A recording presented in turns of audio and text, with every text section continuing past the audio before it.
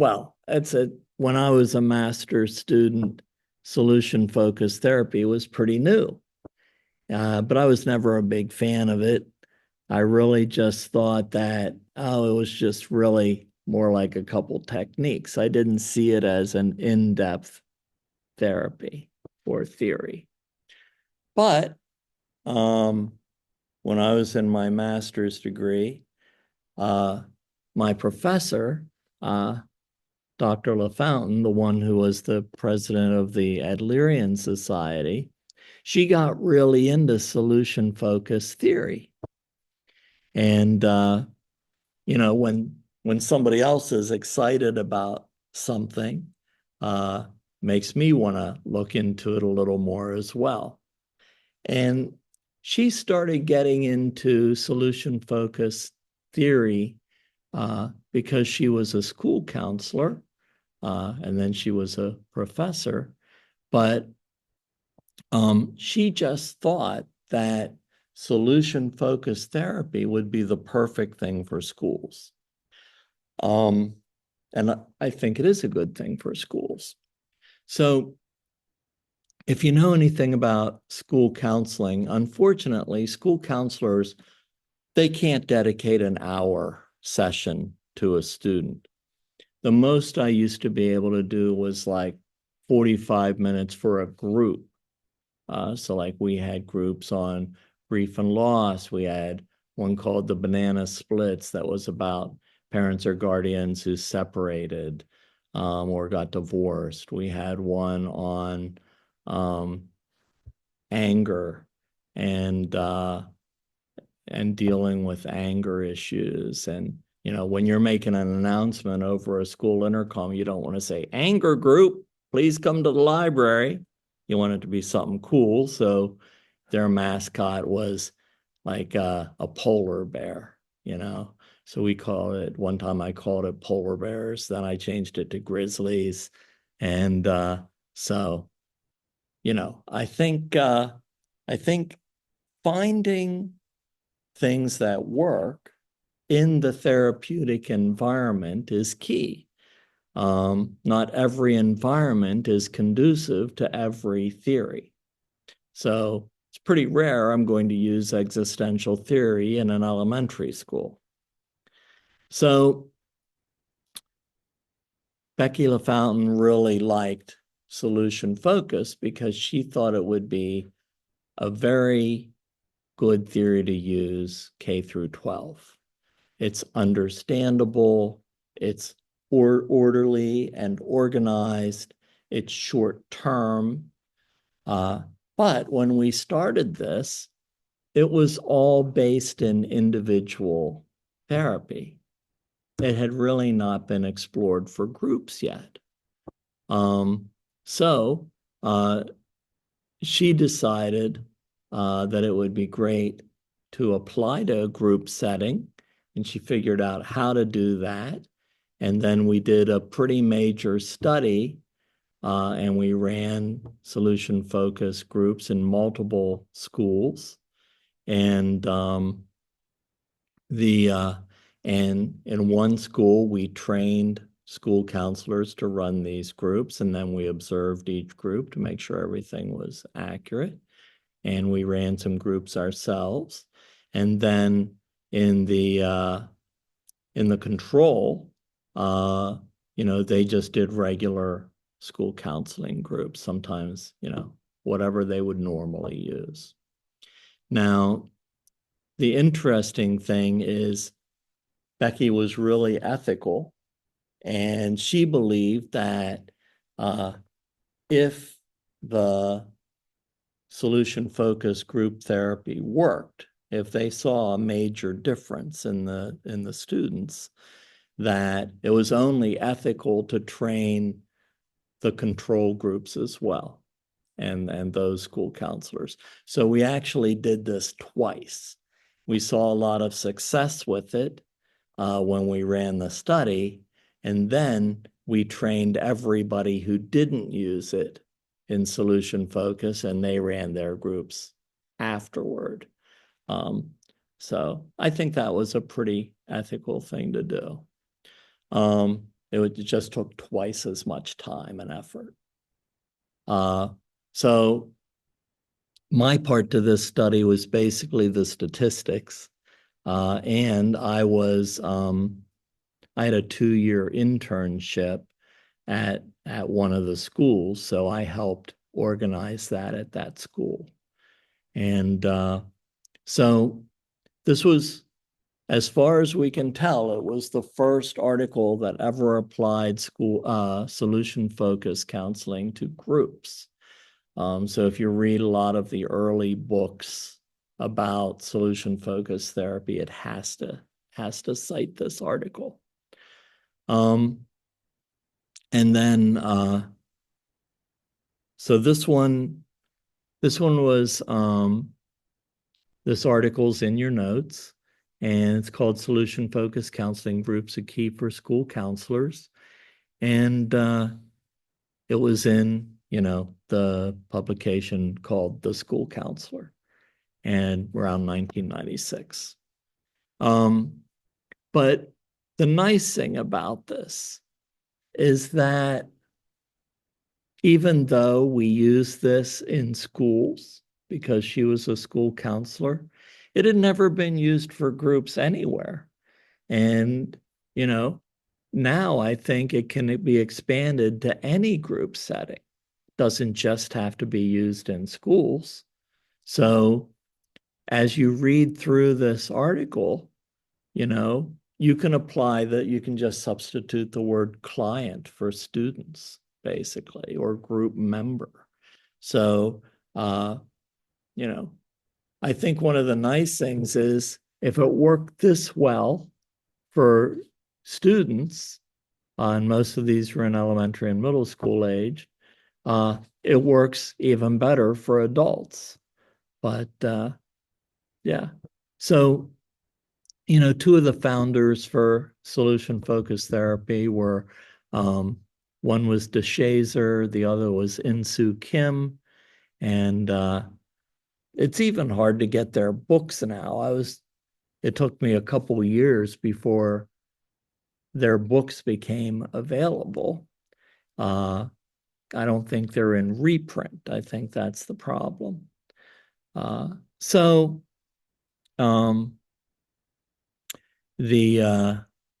see. So I think one of the first things that we kind of have to understand is that this is just not an open group. You have to, and it's not even individual counseling, it's just not open to anybody. They do have to have the cognitive ability to be able to process these concepts, So probably not kindergarten, probably not individuals with cognitive issues or injuries. So, I would probably say at least, second or third grade probably, and on up. And the other thing we screen for is basically what's their belief about change? Is the individual ready to change? Do they want to change in a positive way? And so they kind of have to be at least a little bit motivated. They have to want to change, Now, I know we believe everybody has the potential to change in a positive way and grow. But for solution focus, the client has to believe that they can change in some way. I think the other thing is that they kind of have to have an idea about what they want to change. It's not just, I don't know what's wrong with me. No, they have to have kind of a goal. Like, what do they want to change in their lives? They might not know how to change it. They might not know how to overcome an issue or an obstacle, but they have to know what they want to change. Like we had students say, well, I'm continuously fighting with my sibling, and I want to change that. I want to have a better relationship with that. Now, of course, we can't control their sibling, but we can help them to change in a positive way to promote a better relationship. So a lot of these things in this theory are similar to what we find in other theories. So, for instance, belief about complaints. It's very similar to what Glasser, said. Solution-focused counselors believe that all people have difficulties. Difficulties become problems when people mishandle their difficulties and apply more of the same solution to their difficulty. Well, yeah, if you're applying the same solution and it's not working, the problem's going to continue. What if you substituted, the word choice or solution? Then it's choice theory. So kind of one of the problems I have with it, not highly original there. Few things are. So I think that there's an assumption that solution-focused counselors share is that all complaints are alike. Even if students present problems that seem to differ from their peers, there's a common underlying theme of a need for emotional relief and a desire to maintain a more satisfying and enriching life. So that's pretty positive. So we don't want to, it's called solution focused because we don't want to focus on the problem. We want to focus on a possible solution to the problem. Now, in my mind, this comes very close to problem solving, which is not really something I like doing in therapy. So I still wrestle with that.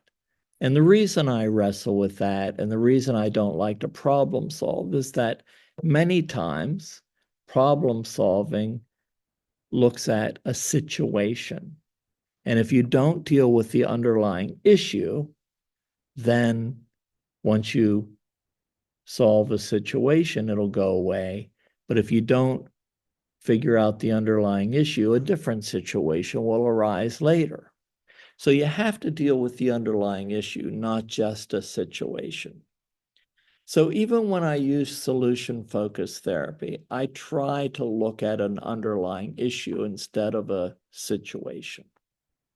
So I try to apply the solutions that the group or the individual come up with to an issue instead of a situation. And that's what helps us stay away from problem solving. So, in the article, there's kind of a case illustration, and it goes through what happens every single session. And then at the end of the article, it gives you, well, not, it gives you all the stats, but it also provides an outline of what you should do each week. So it kind of gives you an outline to what happens each week for each group. So at the end, it's kind of got session 1. Okay, this is kind of forming. Students introduce themselves or clients, and they come up with their own group rules. That's pretty common. We have some kind of activity that promotes interaction and getting like an icebreaker, some type of therapeutic icebreaker. Students share what they want to change in their lives with the group. And the counselor ends the group by offering encouragement this week. Notice what happens to you that you want to continue to happen, not what you want to change. So a lot of therapies would focus on, okay, notice every time this negative thing happens. We want to notice times when it doesn't happen. What's different about those times? So the second session, we process the different things that they noticed. What were the positive things? When you notice this, not happening? Were you doing something different? Were you making different choices? Were you acting differently? Were you interacting differently? What was going on or what wasn't happening? Maybe you weren't calling your sibling names. So the next thing is goal setting is introduced. And I think one of the most important things about goal setting is the phrasing of the goal. So just like Glasser thought the language we use is so important, only he was more like, I am depressing. Okay. This is more about positive framing of a goal. And then we talk about a hypothetical situation. There's two techniques that are pretty popular with this, and one's called the miracle question, and one is called skeleton keys. So, miracle question is introduced early on in this second group. Suppose that tonight, while you're asleep, there's a miracle and the problem is solved. How would you know? And what would you be doing differently? Now, obviously, my problems, a lot of them, not all of them, would be solved if I won the lottery. But, that might not be something in my control. So we do have to kind of frame that, things do have to be a little realistic here, you know. Um, so, but what would I be doing differently, if my problem was solved? Would I be acting differently? Would other people be doing something differently? Not only will the problem be solved, but people would be acting differently, including myself.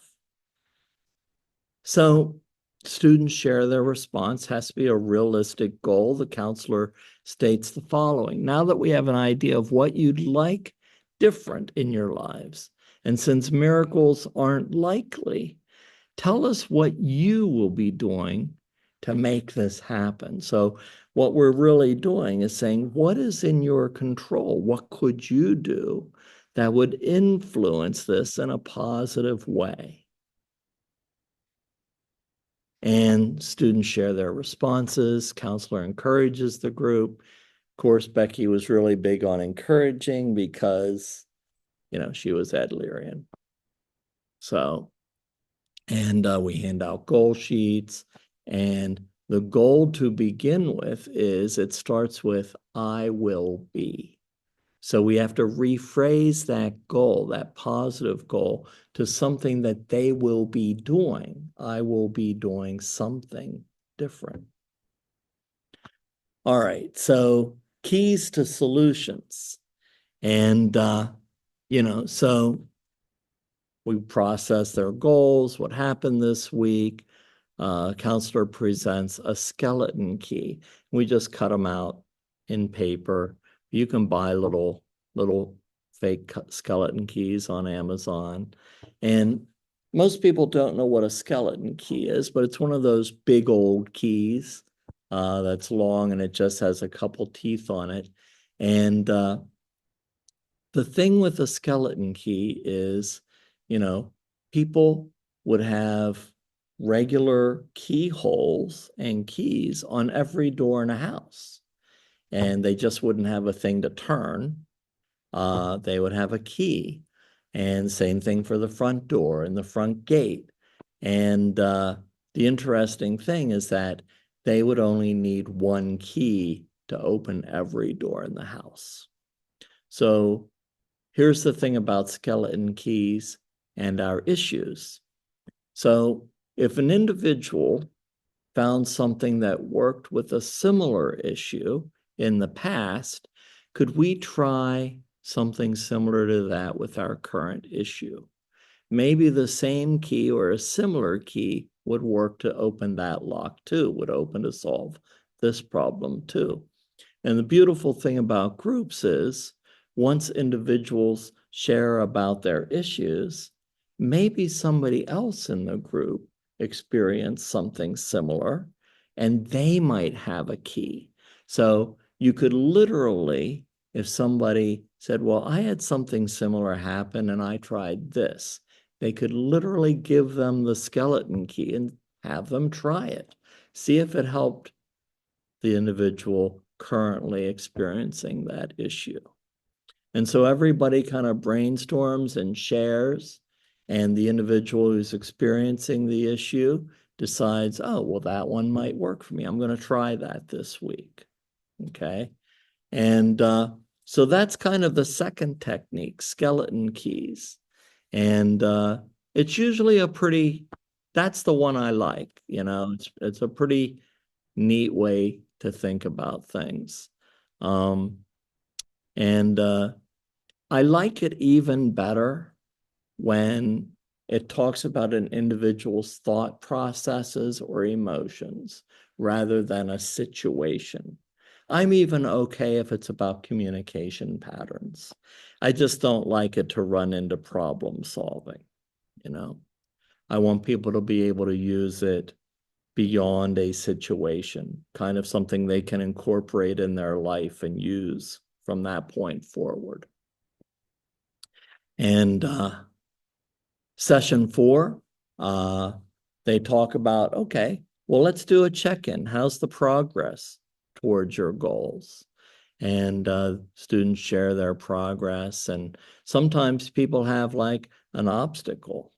And, we encourage the group and we process the obstacles and things like that. And this continues until, we give an example of 4 sessions and some subsequent groups, but usually, the longest this would go on for is, I would say 8 weeks, so we're looking at about 2 months at the most. It could be 6 weeks, could be 4 weeks, So I really think it is short-term therapy. It's very concrete, but it helps individuals view an issue from different perspectives. And, I heard more than once in these groups, oh, I never thought of it that way. They never saw themselves as contributing to an issue. It was always happening to them and they were experiencing it. But it gave them a sense of empowerment, that they could work to change things as well. So doesn't work with every issue, doesn't get too deep. I would say, it's more like, support group, self-awareness group, kind of a, and I think that, we're not getting into too deep of therapy here. We're not dealing with abuse or trauma or anything like that. And, that's fine. Each theory is good for what it's good for, Has anybody heard of or used or been in solution focus before? Yeah. Yeah. It's goal-oriented also, right? Is it kind of like the same thing? So I think that's probably what attracted Becky to this, that she saw parallels between Adlerian theory and solution focus. And then this article, after I moved on, Nadine and Becky, the other authors, worked together and turned this into a book, Adlerian theory and solution focus theory. Yeah. On alcohol. And so then like now I like put names to what I'm doing, right? Yeah. And so I was like, I think this and Adler work pretty well in drug and alcohol also. And I like both of them because they're positive. And I think that's what Becky really liked about it. They're both positive, encouraging theories. They don't focus on kind of the negative things, they focus on positive future. Yeah. A lot of times addiction focuses a lot on kind of negativity. Yeah. What else? Questions, comments? All right.